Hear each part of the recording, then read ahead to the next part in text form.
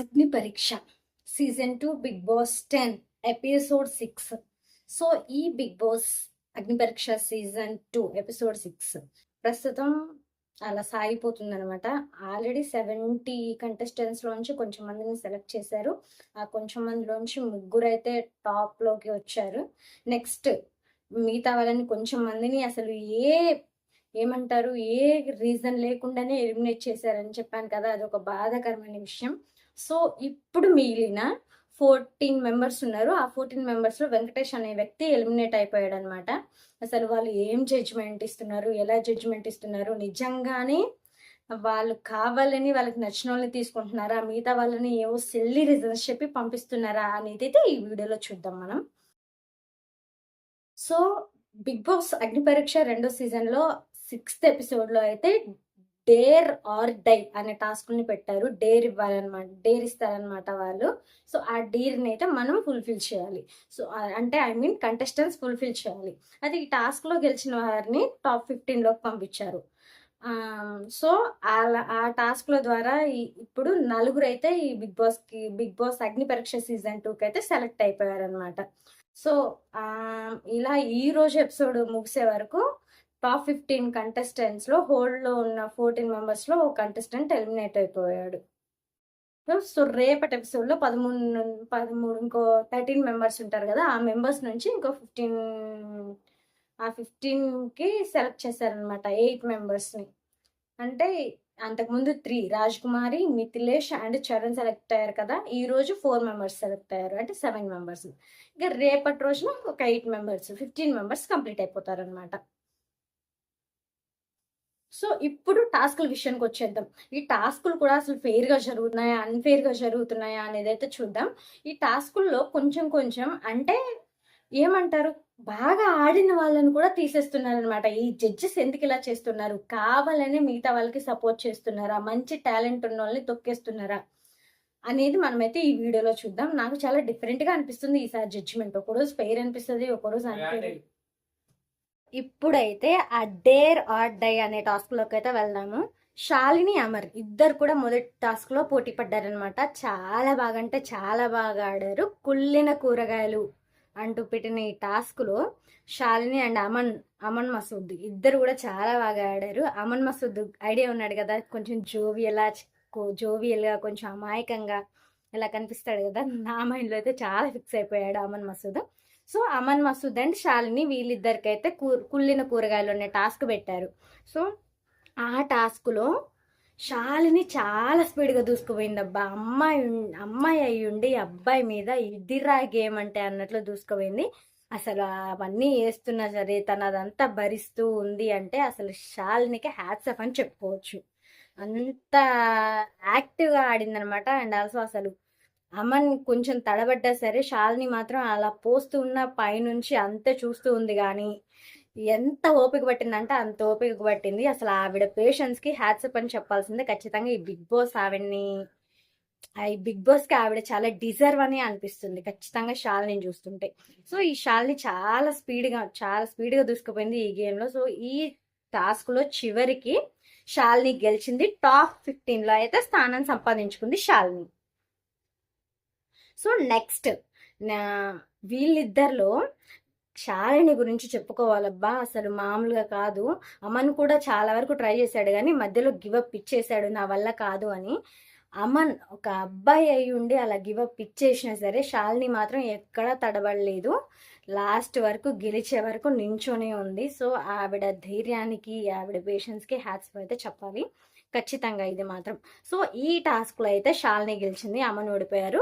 శాలిని గెలిచి తను టాప్ 15లోకి అయితే వెళ్ళిపోయింది అనమాట. నెక్స్ట్ సెకండ్ టాస్క్ అయితే స్టార్ట్ అయింది.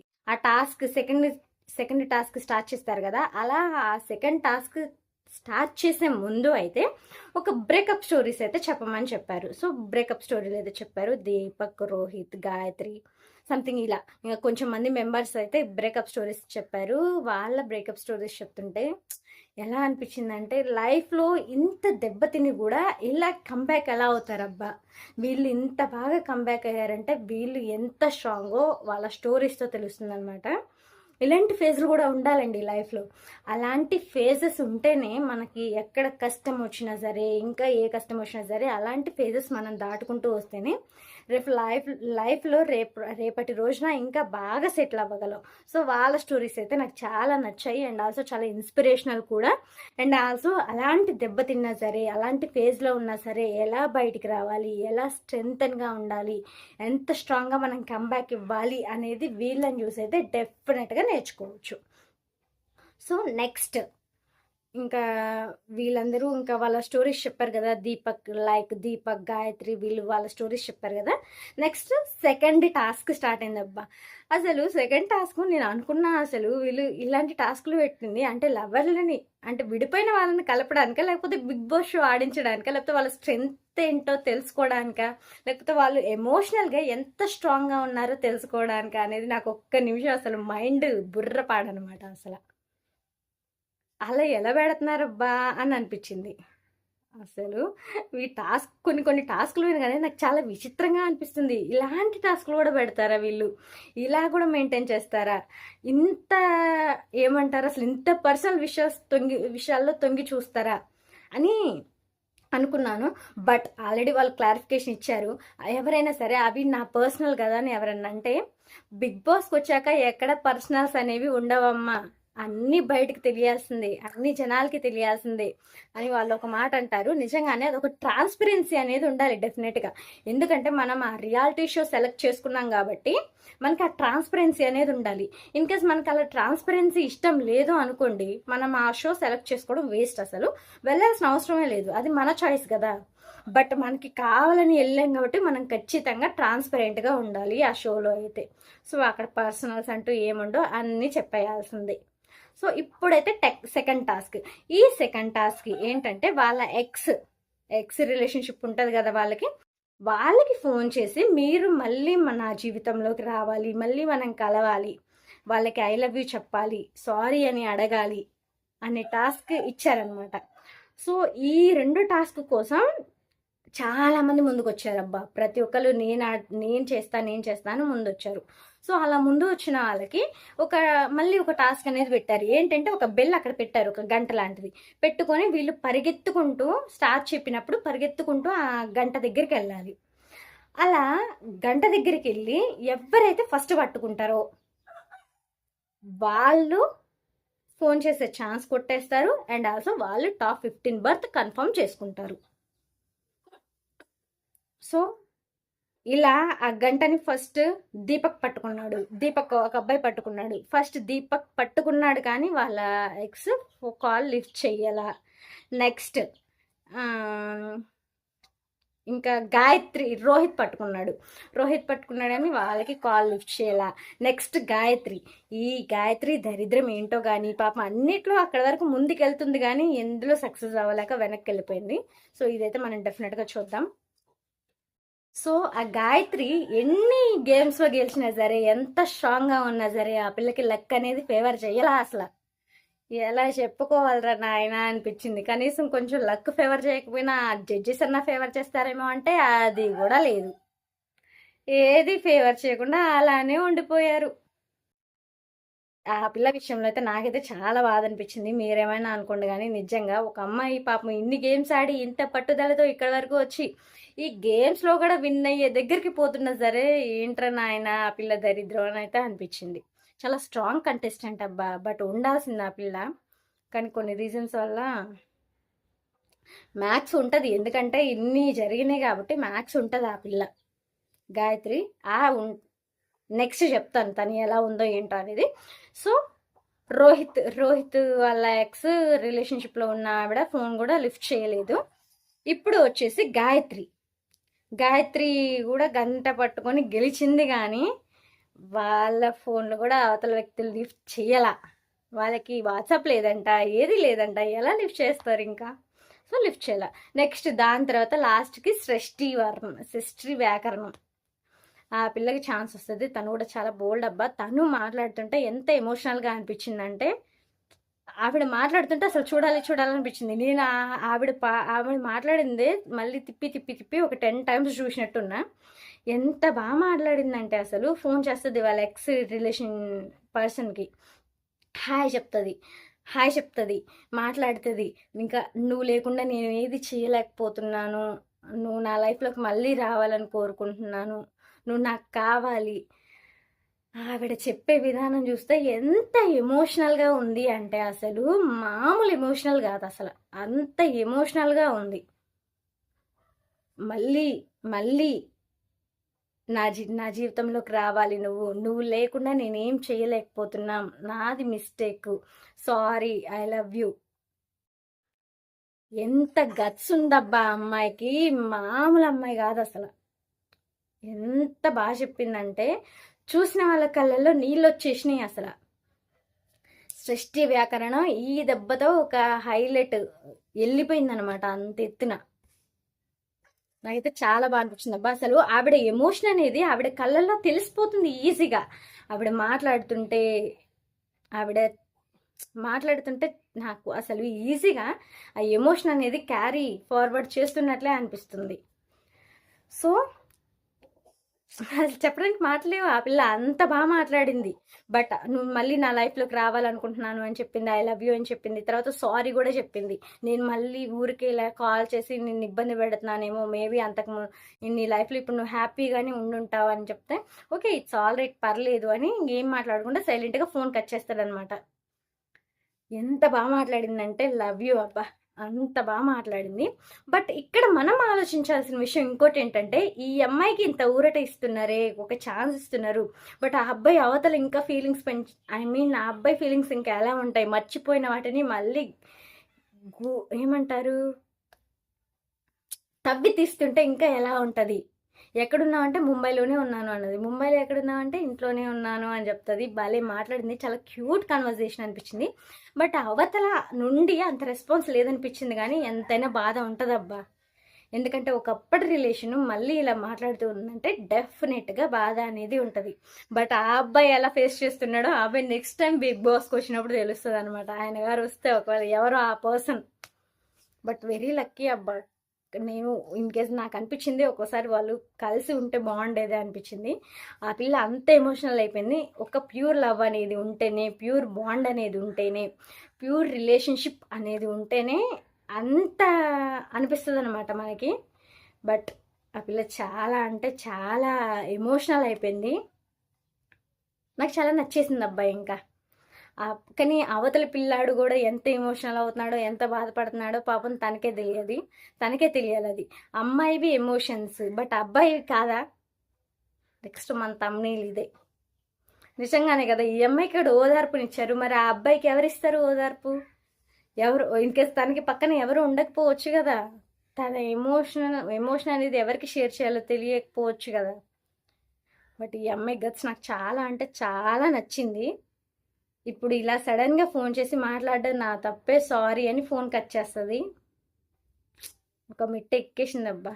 సో ఆవిడని అడిగింది నువ్వు ఎలా ఫీల్ అవుతుంది, ఇంకా అలా మాట్లాడేసిన తర్వాత అందరు ఎమోషనల్ అయిపోయారు. అసలు నవదీప్ గారు అయితే పైకి లేచారనమాట. ఆవిడకి అంత రెస్పెక్ట్ ఇచ్చారు. ఎందుకంటే అవి మామూలు మాటలు కాదండి, చాలా డేర్ అనేది ఉండాలి, చాలా ధైర్యం ఉండాలి మాట్లాడడానికి. మన ఎమోషన్స్ మొత్తం మన కంట్రోల్లో ఉండాలి. అది తన కళ్ళలో కనిపిస్తుంది కదా, అవన్నీ కంట్రోల్లో ఉంటేనే మనం మాట్లాడగలుగుతాం. సో ఆ పిల్ల చాలా కంట్రోల్డ్ పర్సనాలిటీ అనేది అర్థమవుతుంది. సో ఆవిడ్ని బిందుమాధవి గారు అడిగారు, సృష్టి ఏమనుకుంటున్నావు ఏంటి మరి సృష్టి, ఇప్పుడు నీ ఫీలింగ్ ఏంటి అని అడిగినప్పుడు ఆ అమ్మాయి చెప్తుంటే మాటలు నిజంగానే ఏడుపొచ్చేసింది. చాలా ట్రూ వర్డ్స్ అనిపించింది. ఈగోని పక్కన పెట్టి చేసే ఫోన్ నేను నిజంగా ప్రేమించాను, నేనే నా లైఫ్లోంచి వెళ్ళిపోమ్మని తనకు చెప్పాను, వాడు మళ్ళీ నాకు ఫోన్ చేయడం నాకు తెలుసు అని సృష్టి అంటుంది. తప్పు చేసిన మనిషి వద్దని అనుకున్నా వాడికి ఫోన్ చేసి మాట్లాడడం గ్రేట్, సామాన్యమైన విషయం కాదు, ఇది అసలు మామూలు విషయం కాదని శ్రీముఖి, అభిజిత్, బిందుమాధవి గారు, నవదీప్ గారు పూడతారు, ఖచ్చితంగా పూడారు. నిజంగా అబ్బా! మామూలు విషయం కాదు ఇది. ఇప్పుడు తను ఒక ఇప్పుడు మనం ఒక పర్సన్‌ని సిన్సియర్‌గా, ట్రూగా ఇష్టపడి రిలేషన్‌లో ఉన్నప్పుడు, వాళ్ళేదైనా తప్పు చేసినప్పుడు సింపుల్‌గా మన లైఫ్‌లోంచి గెట్ ఔట్ అనేస్తాం. ఎందుకంటే, మనకి ఆ తప్పు వద్దు. ఆ పర్సన్ మనకి ఎంత ప్యూర్‌గా కావాలంటే అంత ప్యూర్‌గా కావాలి. తను తప్పు చేసినప్పుడు ఎందుకు మనకి? సో, అలా అని ఈ అమ్మాయి తన లైఫ్‌లోంచి వెళ్ళగొట్టేసింది తనని. తను పంపించేసినా సరే మళ్ళీ అలాంటి పర్సన్‌కి మళ్ళీ నువ్వే కావాలని ఫోన్ చేయడం మామూలు విషయం కాదు కదా ఇది. అంత డేర్ అసలు తను చెయ్యలేదు కూడా. ఇన్‌కేస్ తను ఫోన్ చేయమన్నప్పుడు తను అవతల వ్యక్తి చేసిన తప్పులన్నీ గుర్తొస్తాయి కదా! ఆహ్, వెంటనే వాళ్ళకొకటి వెనక పాస్ట్‌కి వెళ్ళిపోతూ ఉంటారు. నా ఇలా అయిపోయింది మిస్టేక్. ఇలాంటి సిట్యుయేషన్ ఎదురైంది. ఇలా ఇబ్బందయింది. సో సో, ఇలాంటి పర్సన్స్ ఉండడం అనేది చాలా అంటే చాలా ఇంపార్టెంట్. ఒక పర్సన్‌కి పర్టిక్యులర్‌గా ఒక అమ్మాయికి ఇంత ధైర్యం ఉండాలి, ఎమోషన్స్ ఇంత కంట్రోల్‌లో ఉండాలి ఖచ్చితంగా అని సృష్టి వ్యాకరణాన్ని చూసి అయితే నేర్చుకోవచ్చు మనం. ఆ పిల్ల చాలా డిఫరెంట్ వేలో అనిపించింది నాకు. సృష్టి వ్యాకరణం అనే అమ్మాయి. సో, ప్రతి ఒక్కళ్ళు ఆ అమ్మాయిని పొగిడారు. ఆ అమ్మాయి ఫోన్ మాట్లాడుతుంటే పక్కనున్న కంటెస్టెంట్స్‌ని చూడాలబ్బా! అసలు ఒక్కొక్కళ్ళ ఫేస్‌లో ఒక్కొక్క ఎక్స్‌ప్రెషన్ అనమాట. మాట్లాడుతుంటే ప్రతి ఒక్కళ్ళకి ఎక్సైట్‌మెంటే. అంతే కదా! తిని ఏం మాట్లాడుతది? అవతల వ్యక్తి ఏం రియాక్ట్ అవుతారు? ఎలా రియాక్ట్ అవుతారు? పాజిటివ్‌గా రియాక్ట్ అవుతారా? నెగెటివ్‌గా రియాక్ట్ అవుతారా? లేకపోతే ఈ మాట్లాడే అమ్మాయి ఎమోషనల్ అయిపోతదా? మాట్లాడతదా? మాట్లాడలేదా? ఒకవేళ కనెక్ట్ అయిపోతదా? మళ్ళీ డిస్కనెక్ట్ అవుతదా? ఇవన్నీ ఆలోచనలు మైండ్‌లో ఉంటాయి కదా! సో, అలాంటి అవన్నీ మైండ్‌లో తిరుగుతూ ఉన్నా సరే, ఈ పిల్లకి డేర్ ఇస్తే డేర్ చేసి ఫోన్ చేసి మాట్లాడింది చూడండి. మామూలు విషయం కాదు ఇది.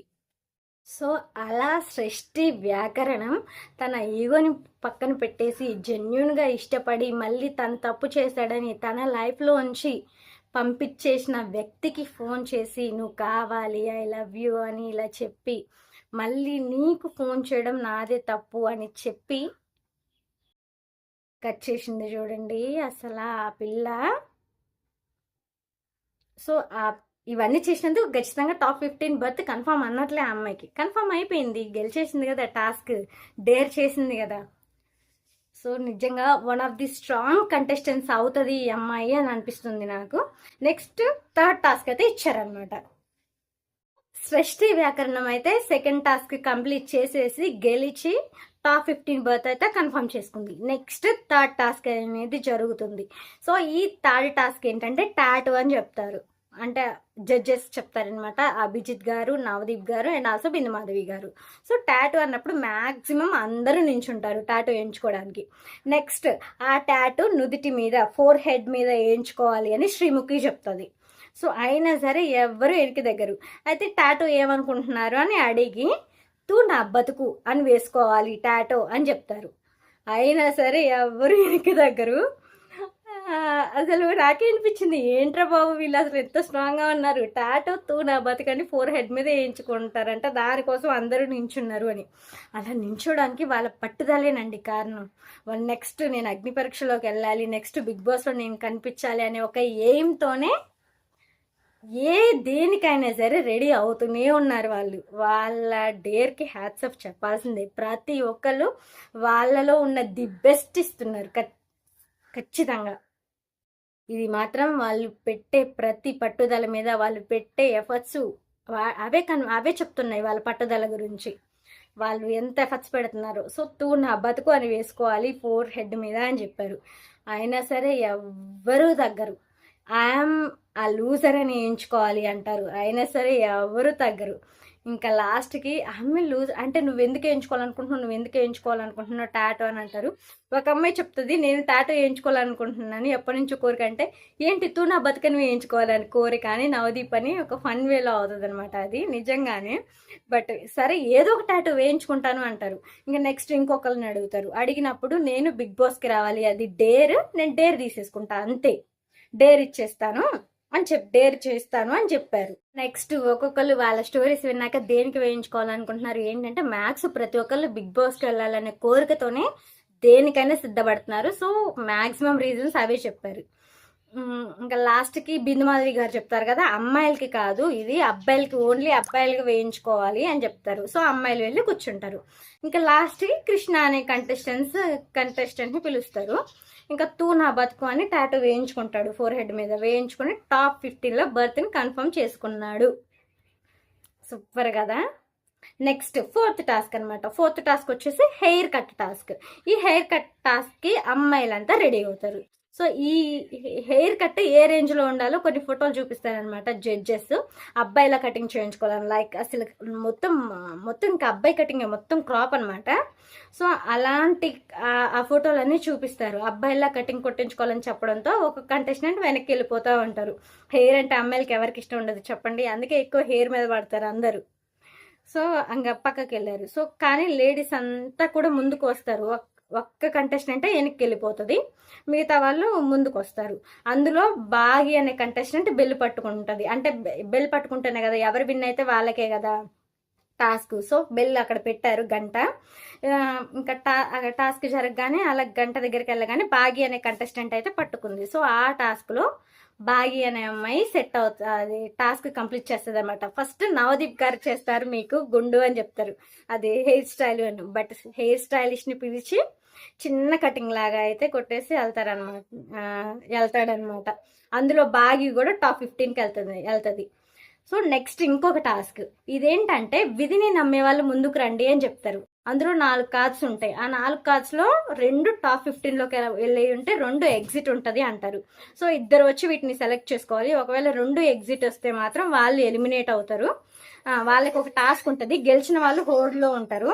2 గ్రీన్స్ గెలిచిన వాళ్ళు అయితే అందులో ఉంటారు. సో ఇలా ఈ కార్డ్స్ టాస్కుల్లో చివరికి హేమంత్ అయితే గెలుస్తాడు, ఓడిన వెంకటేష్ బయటకు వెళ్ళిపోతాడు. అలా ఈరోజు ఎపిసోడ్ అయిపోయే వరకు టాప్ 15లోకి 7 మెంబర్స్ వెళ్తారు, హోల్డ్లో 13 మెంబర్స్ ఉంటారు. సో ఈ 15 కంటెస్టెంట్స్ని ఇంకా నెక్స్ట్ రకరకాల ఏమంటారు టాస్క్లు అవన్నీ పెట్టి అయితే ఫైనల్గా హౌస్లో 6 మెంబర్స్కో 7 మెంబర్స్కో పంపిస్తారు. ఇంకా మిగిలిన కంటెస్టెంట్స్ని అయితే రేపు సెలెక్ట్ చేస్తారనమాట. సో ఈ రోజు ఎపిసోడ్ ఇది. నెక్స్ట్ ఎపిసోడ్ కోసం please stay tuned. Thank you, మీ స్వరూప.